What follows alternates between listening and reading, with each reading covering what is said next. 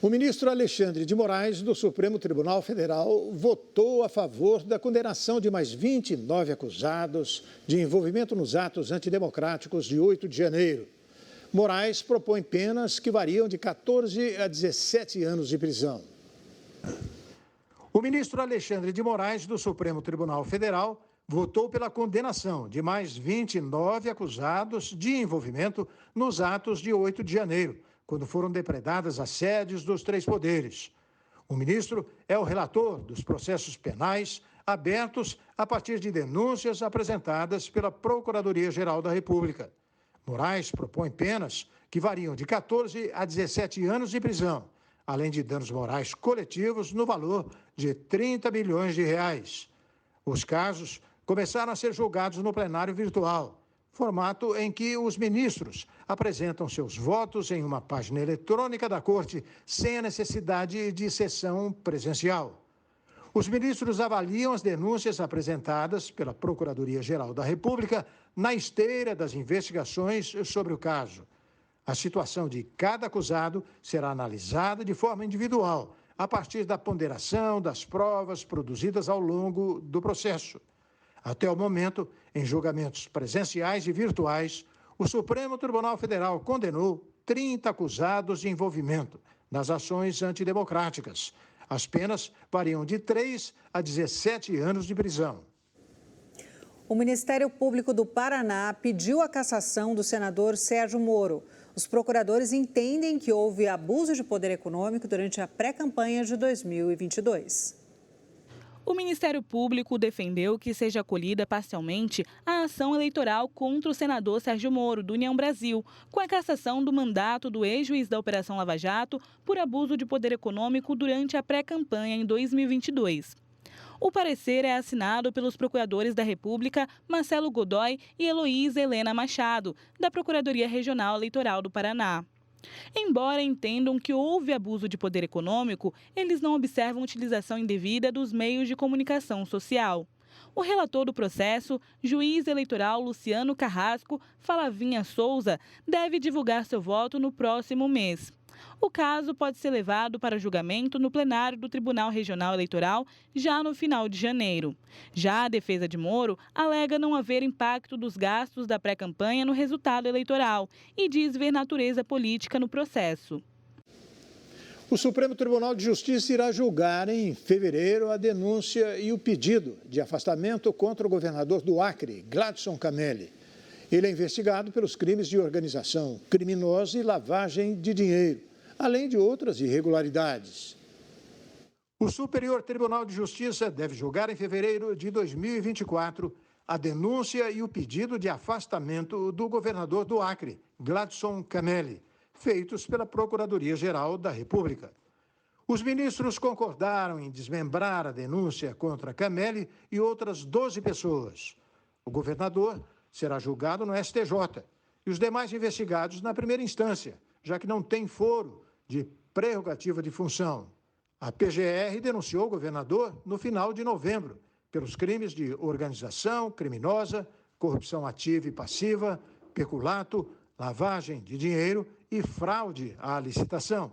A denúncia aponta que houve a contratação fraudulenta de uma construtora que teria recebido 18 milhões de reais dos cofres públicos para a realização de obras de engenharia viária e de edificação. Os investigadores identificaram 8 contratos assinados nos últimos anos pelo governo do Acre com suspeitas de fraude ou direcionamento.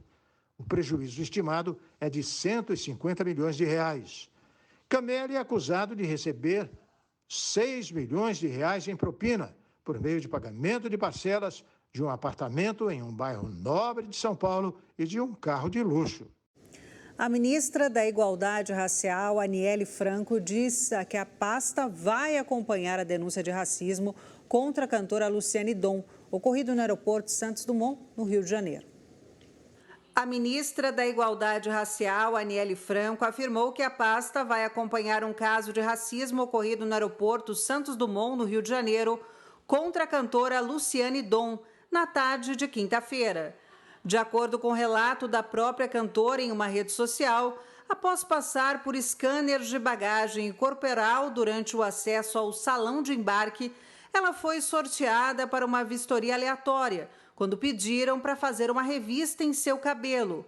Luciane descreveu a cena de constrangimento e o impacto emocional da situação, no momento em que embarcava para São Paulo, onde teria compromissos profissionais.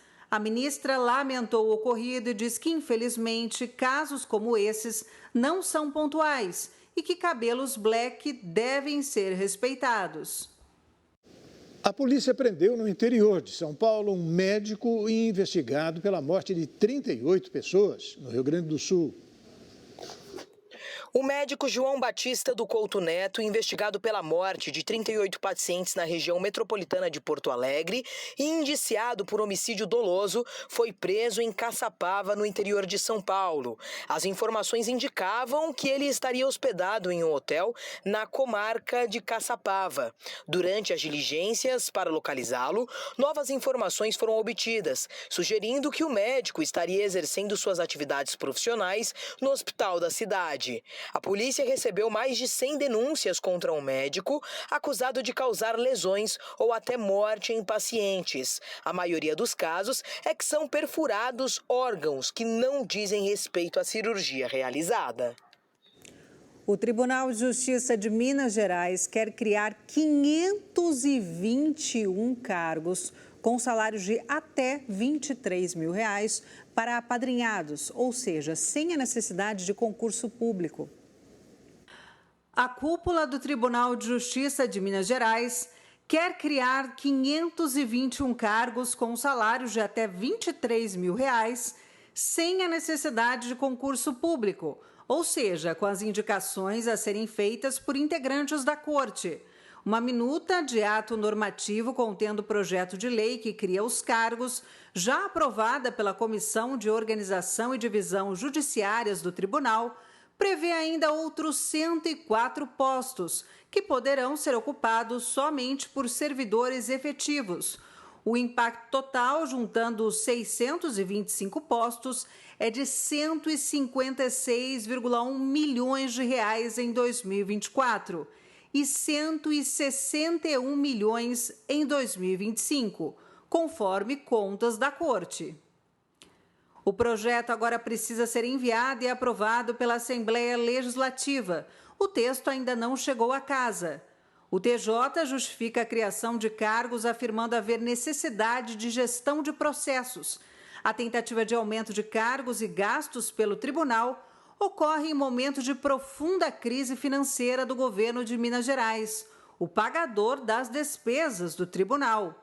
A dívida do Estado com a União é de 160 bilhões de reais. Um dia após anunciar um aumento no preço das passagens para janeiro, um trem da linha 7 Rubi da CPTM São Paulo descarrilhou e causou transtornos aos passageiros nesta sexta-feira. Na madrugada desta sexta-feira, por volta das 3h50, um trem da linha 7 Rubi da CPTM descarrilhou próximo à estação Vila Aurora, na zona norte de São Paulo, causando transtornos para os passageiros e atrasos na circulação. No trecho do incidente, os trens circulam numa única via, o que provocou superlotação nas plataformas das estações Vila Aurora e Jaraguá. Elas ficaram lotadas em meio à aglomeração de pessoas. Uma mulher desmaiou e precisou ser socorrida por um segurança da estação. A CPTM informou que a falha ocorreu com um veículo de manutenção em teste e não tripulado. A empresa também comunicou que foram adotadas medidas para ajustar a circulação dos passageiros. Segundo a companhia, o serviço 710, que permite a integração entre as linhas 7 Rubi e 10 Turquesa, sem a necessidade de transferência de trens, está temporariamente suspenso. Os passageiros das linhas precisam desembarcar no Brás para prosseguir viagem. O sistema PAESE, Plano de Apoio entre Empresas em Situação de Emergência, foi acionado para atender os passageiros entre as estações Pirituba e Perus. E no próximo bloco, uma entrevista ao vivo com um especialista em soluções fiscais para falar sobre a reforma tributária. O Brasil News volta daqui a pouquinho.